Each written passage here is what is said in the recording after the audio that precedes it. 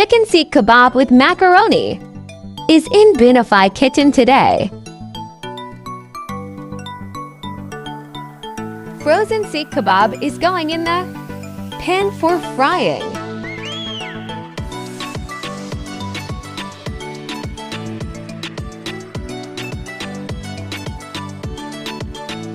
Meanwhile, boil macaroni. Sauté vegetables like carrot, capsicum with chopped ginger, soy sauce, chili sauce, salt, and black pepper. Make tomato sauce by blending tomatoes with garlic, then reduce its water on flame.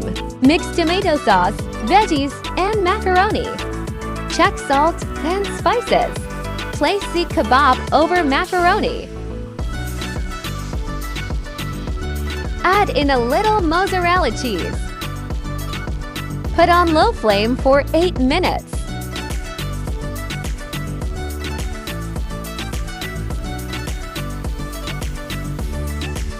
While quick Seekh Kebab macaroni is ready. Try this different combo. I hope you will like it.